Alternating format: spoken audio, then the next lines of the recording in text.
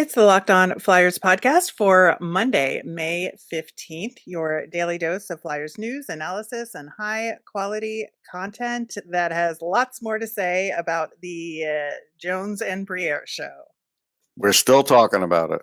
We're going to recap what was said at the presser last week. Plus, it's Monday, so we will have our Nemesis of the week. You're Locked On Flyers, your daily podcast on the Philadelphia Flyers. Part of the Locked On Podcast Network, your team every day.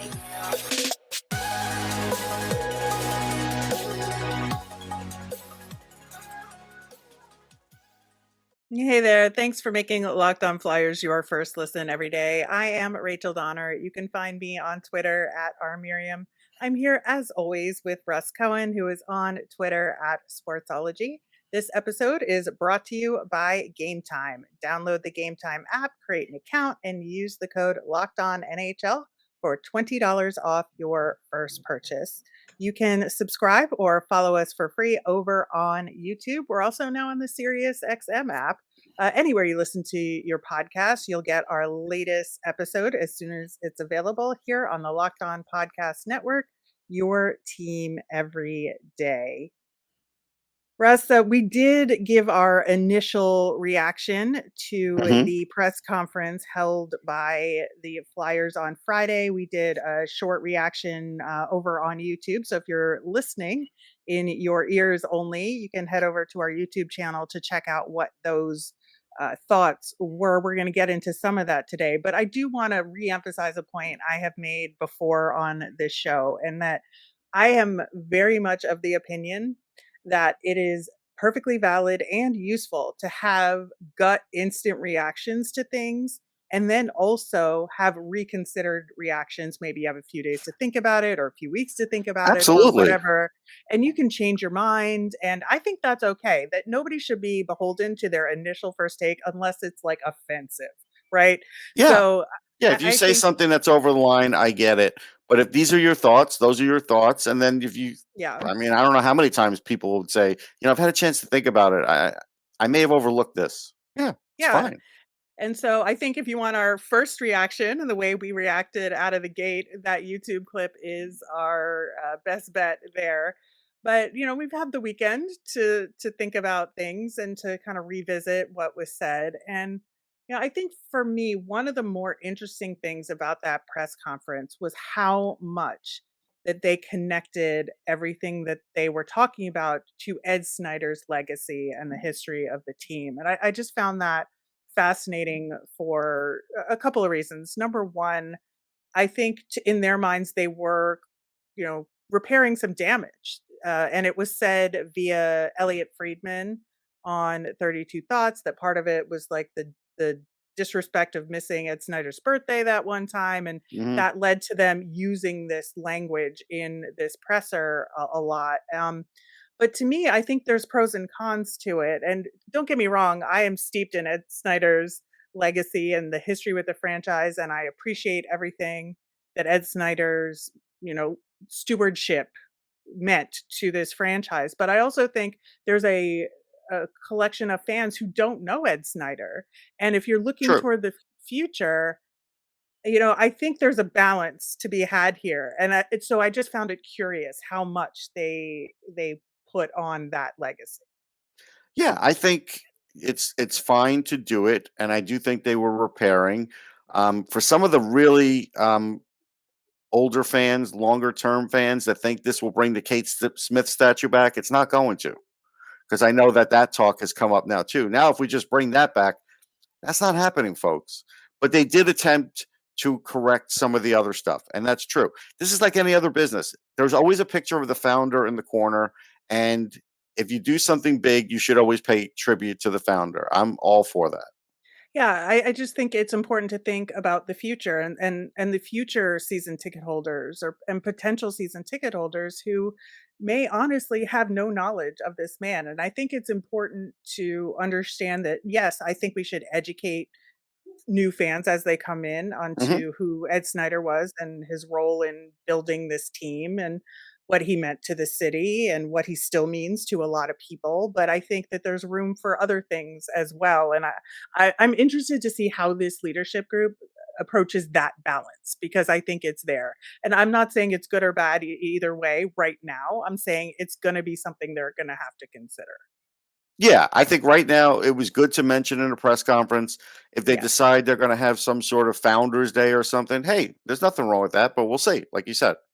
I think another interesting thing was how they talked about the job descriptions and roles, the difference between Keith Jones as president of hockey ops and Danny Briere as general manager and John Tortorella as their spiritual leader, as Dan Hilferty had to say. Hmm. And I think, I think it was important for them to define it at this press conference. I think they did to some degree. I think there was some information missing in terms of, getting in the weeds and what John Tortorella's role really will be in personnel. But I also think it's very interesting to see how it shaped the hiring process in terms of they really had this strict definition of roles that they created in advance, and they tried to fit people to fit that business structure, and maybe didn't go outside of that structure to find somebody that had different thoughts or a different approach of doing it. All right. So, yeah, there's a lot to unpack. I think they talked about maybe what, like 40% of everybody's job is, and that's fine. There's a little Yeah. transparency, which is a little more than last time. Um, they went about the process backwards from what you would do as a business. And as a result, nobody's going to follow the way they did it, because nobody would ever do it this way. It was it was completely out of turn, just the way everything went down. Now, it's not to say they have the wrong people in the jobs. It's just to say they went about it wrong. Also, again, I can't tell you enough. There's not a business on earth that, even if you haven't thought, hey, you know what? I think Rachel is the best person for this job, so we're just not going to interview anybody. We're just going to leave it alone at that. No, you have to interview people, because Well, there are some businesses that do that, but it's the no, wrong but they're not. approach. Don't It's the get wrong me approach. wrong. Yes, Yeah. and the thing is, because here's the other thing, and this is, I can only speak to myself because I've been in the hiring firing process. Sometimes you will say, I think that's the person for the job, and you were right. But then when you were doing all these interviews, you found somebody for something else that could be very valuable to you, and they'll never know that because they didn't open that door. So I think that's a mistake. Um, as Yeah. far as go ahead. And the interview process often, as I've experienced as well, opens your mind to think about how you're doing business in a different way. The way somebody answers a question, you're like, oh, I didn't consider this for this role or this other role. Like Hmm. you said, I think it's very important to go through a more extensive process just to get that kind of information and insight that you may not have otherwise. Yeah. Um, I think Dan Hilferty was pretty good at what he did. It was a mistake to say, even if this is true, but you can't say that, hey, through the process, these were the two best people and they just happen to be former Flyers. Like that, that was a bad line, and that set off a lot of alarm bells, just in general, with fans, with other people who are watching this, with other pundits, with other people, with a lot of other people. So that's something where it's too coincidental, Rachel. And that's why, when we eventually talk about John, why he got some of the heat too. But okay, you get past that. It was a good press conference. They Yeah. certainly, the message was, they rehearsed it. The message was on brand. They didn't rehearse it to the point where there was a script. That's not what I mean. I mean, they just got together and say, hey, are we all on board with this as the message? And they were. So that's good. And again, there's a lot of hard work ahead. Now, I think one of the little tip offs for the hard work is Keith Jones said he will support Daniel Briere in every way. I don't know if Daniel Briere realizes the hard work ahead of him, and the amount of no's he's going to hear, the amount of brick walls he's going to encounter, all of that, because Keith Jones won't be encountering any of that. And he'll just be, talking to Danny and kind of helping him, deal with that. Danny is the one who is going to have to deal with all of that.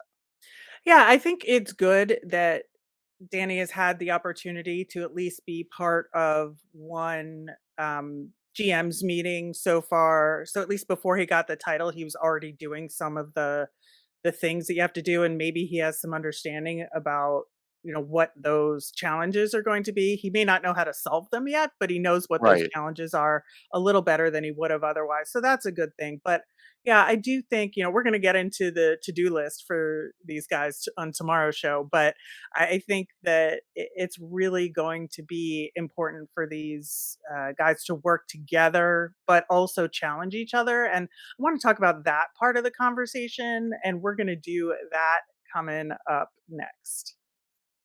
Today's episode is brought to you by a product that I literally use every day, AG1 by Athletic Greens. Maybe you're like me, you want to be healthy and eat well, but it's always easier said than done.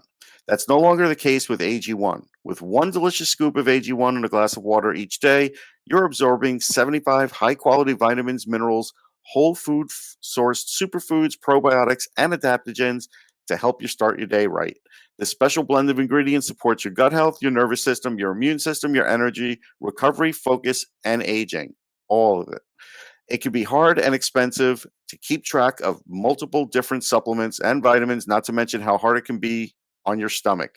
AG1 costs less than $3 a day. You're investing in your health, and it's cheaper than your cold brew habit. Right now, it's time to reclaim your health and arm your immune system with convenient daily nutrition. To make it easy, Athletic Greens is going to give you a free 1-year supply of immune-supporting vitamin D and 5 free travel packs with your first purchase. All you have to do is visit athleticgreens.com/NHL Network. Again, that's athleticgreens.com/NHL Network to take ownership over your health and pick up the ultimate daily nutritional insurance. Leading into our conversation on tomorrow's show about our to-do list for this new management group, we want to know what your to-do list is for the Flyers. So you can email us at lockdownflyers@gmail. You can tweet us at lockdownflyers, comment over on YouTube, and we'll see if our list and your lists align. In the meantime, continuing our conversation on the press conference to show the new management group for the Philadelphia Flyers. The word collaboration was used quite a bit in that press conference, a lot by Dan Hilferty and Keith Jones. I think he was sort of reacting to what Dan was saying, in my Mm-hmm. opinion, in repeating that. And I think it's very corporate speak. You and I, Russ, have both been around the corporate world, and Yes. collaboration is just a buzzword that we use and hear a lot. Yeah, because if you And literally collaborated on every single moment or every single decision, you'd never get anything nothing done. would get done. I know. So I think, I think really what that means for the Flyers is utilizing the expertise of the team and, Right. all of the support staff, and saying, we're going to utilize all the expertise and the data and the analytics and the, business analysis and everything, and try to put together an organization that is going to create a winning culture on the ice, and then create a fun environment for fans off the ice. And that's really what all that means. But I do think that having like this conversation about it being two former Flyers players and this theme of collaboration have something that fits together in a certain kind of way. And that I think that when you bring up that conversation about it being two former Flyers and not really looking outside, I do think that this brings up the commitment and this desire to turn things around in a way where I think these guys have more at stake than potentially Chuck Fletcher did. I think that they have an attachment to this team that other people don't have, and whether that turns out to be a good thing or a bad thing in terms of their ability to get things done, I don't know yet, because Keith Jones is so new to this kind of role and Right. Danny Yeah, there's no Briere is way of fresh. knowing that. Yeah, there's just no way of knowing. But at the same time, I feel like they have more at stake personally than maybe any management group has had in recent memory. Even Ron Hextall, I would say. Yeah, I think that's fair. I think that there's a lot of truth to that. So, as an example, things that weren't talked about that maybe you would assume But again, we've learned that we can't assume things. First one is yes, they have an analytics department. No, they didn't talk about it in any way, shape, or form. And so Mhm. that's to me a little disconcerting because I would like to know what is happening with the analytics department because nobody talks about it. And I didn't see enough of an improvement in a lot of things, the way they do things, to feel like they're getting their fair share. So that is something where, again, now I'm going to have to wait and judge it over time because certainly, Danny's been a part of that. He has certainly had interaction with them, and so he doesn't get to start with a clean slate because he is part of this group that was part of the failing group too. He just got to watch them fail and got to come out the other side, but he still was there. And there is a part of the fan base that keeps asking me, why doesn't anybody ask him about that? And it's like the easy answer is because he's not going to answer to that. He's just going to look forward, but he still was a part of that. And the other part of to me, part that again, you could have all the smartest people in the room and there's still room for improvement. So as an example, I still don't think they've done a good enough job with the draft. I could look at Cole Caulfield and know that that is a definite that I could look at. If you want to say, well, you can't tell yet, I could tell that. And I already knew that day it was a mistake, and I still know it was a mistake. And I'm not blaming the players they got. I'm blaming what they did and how they did it because they could have gotten Cole Caulfield anyhow. And so the point Oh, is, I will talk about Keandre Miller till the ends of the earth. So I understand right. where you're coming So from. the point is to say that this new group was just going to roll into this draft, which I feel is their most important draft in a decade with the same group, does make me a little. It makes me look at it a little differently. Yeah, I think, the choices they made about what messaging they were going to prioritize in this press conference, and it was like almost an hour, I think. Maybe it was like Hmm. 45 minutes or so, Yeah. and they didn't bring up the analytics group. They didn't bring up the upcoming draft really. uh, in terms of the immediate pressing things, that this was very clearly about showing a united front with specific messaging around it, a nod to the past, a look to the future, and it did not get extremely detailed. There's also no mention of, like, obviously they weren't going to bring up the health team, the athletic Right. No, trainers that we and knew all. that wasn't coming up. Right, but it's just like there's some specific concerns that have come up in recent years that were not a part of this discussion, even as an aside, to be like, we're going to continue to do this, we're going to continue to grow that, didn't come up. And so I think that we could definitely see what they were trying to accomplish with this, and that there are just a lot of outstanding questions here. Yeah. If you want to say, hey, they won the human element part of this, sure, I'm not going Yeah, to argue because we all like Keith Jones and Daniel yeah. Briere and a guy that we all like. But we have to do our jobs here and analyze it and look at it and see what's right and see what's wrong and see what could be better, and that's what we get paid for. Um, but the bigger part of this is when they were talking about, and I don't know the exact wording that they used, but basically like, hey, you got to have the right leadership, and that was almost like the most important thing. It's like, no, still talent is the most important thing. And what they didn't talk about is their lack of talent in the organization.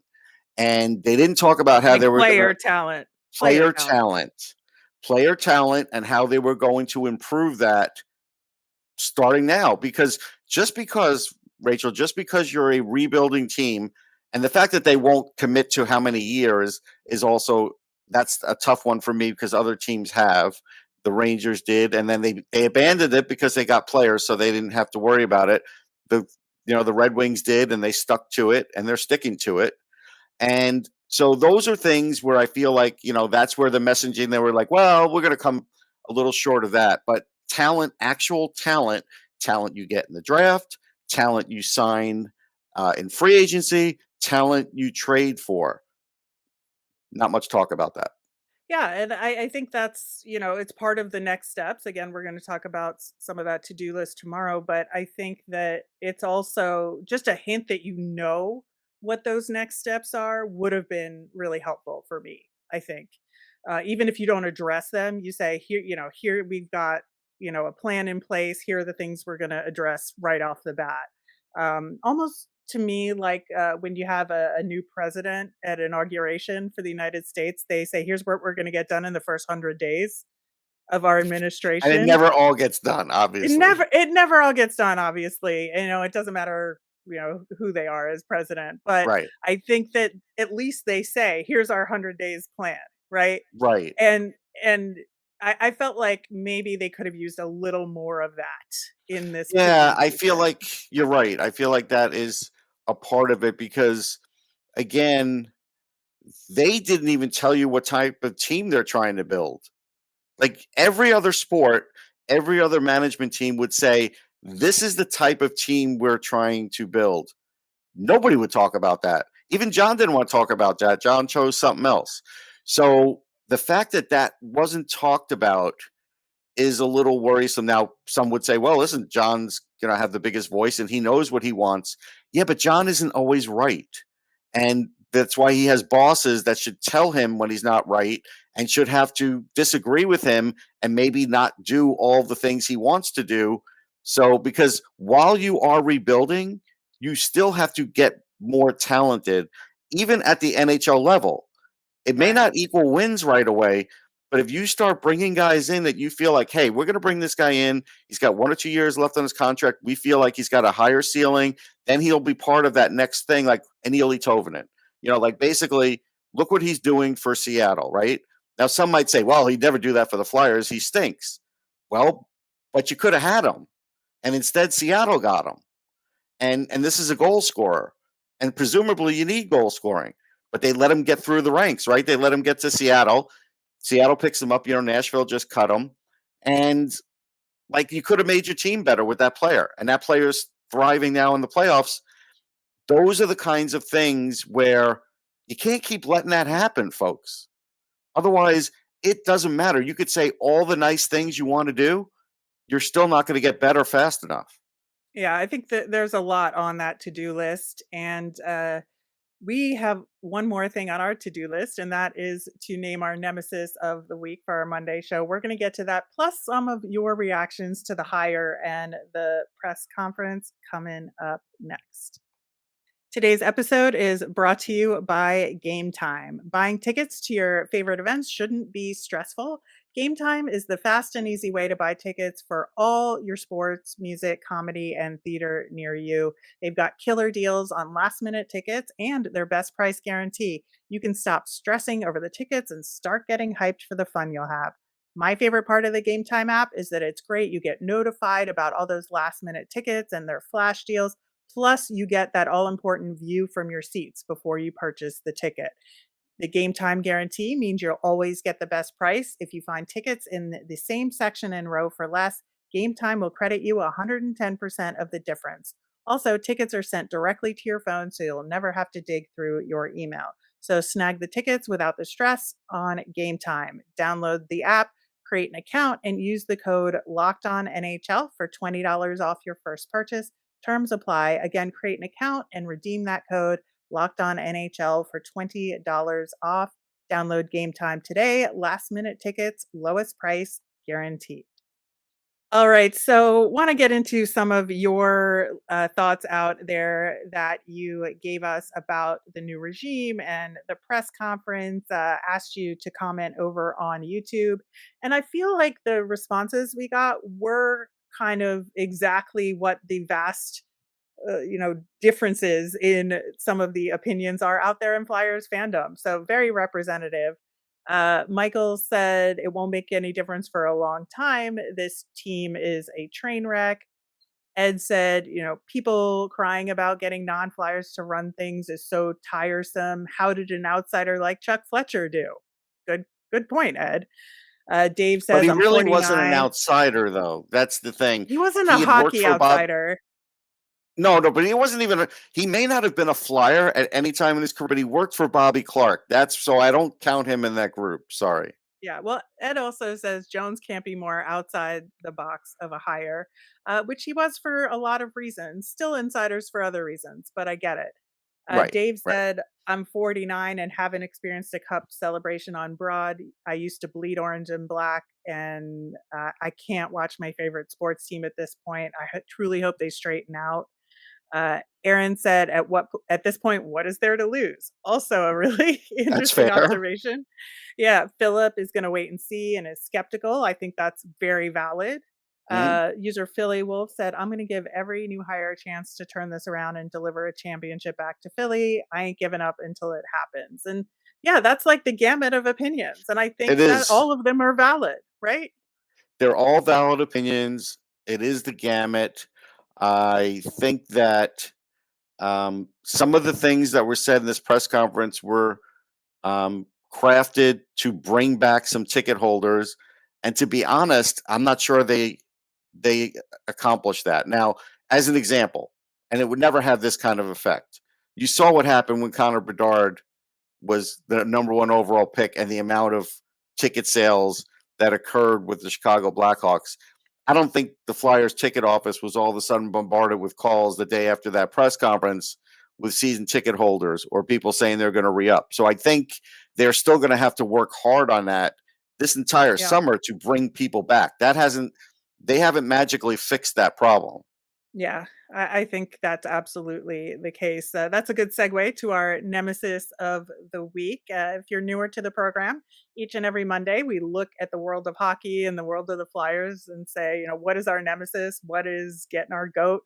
And last week we did talk about that, whoever does get the first overall pick in Connor Bedard and how would they react to it and what was that going to be like? Of course, we talked about that a lot last week, that our worst nightmare came true and that the Flyers did not get that pick and Chicago did. And they did get that bump in ticket sales that Oh you yeah. mentioned. I think that, Blackhawks fans were pretty happy about it, but I think they were a lot of them at least were very understanding about why people feel like they didn't deserve it. Oh yeah. So Yeah, yeah. I thought it was actually, like, given everything, the Blackhawks fans were pretty rational about the whole thing, which I gotta give credit for that. I think for me, the nemesis this week is patience with so many unanswered questions in terms of, what is their 100 days plan, right? That Mhm. that I talked about. What is on their list to do? How are they going to get better quality players on ice and put together a more skilled team? And I think that they were right to say this is going to take a while if we do this right. But also, there's this whole history of this team not succeeding in the last decade or so that's weighing on fans very much. And so the patience level isn't going to be as high as maybe they would like it. And that's why it's the nemesis for me. It's like maintaining that level of patience in this new group. Yeah, the nemesis for me is always expecting the fans to just accept things at face value. I never begrudge a fan that doesn't want to believe whatever I'm saying, whatever you're saying, whatever the team is trying to sell them now when they haven't won since the 70s. Like I get it. And so that's my nemesis because I feel like everybody is entitled to that opinion, especially like when you hear a guy say that I've lived this long and never experienced, the Flyers winning.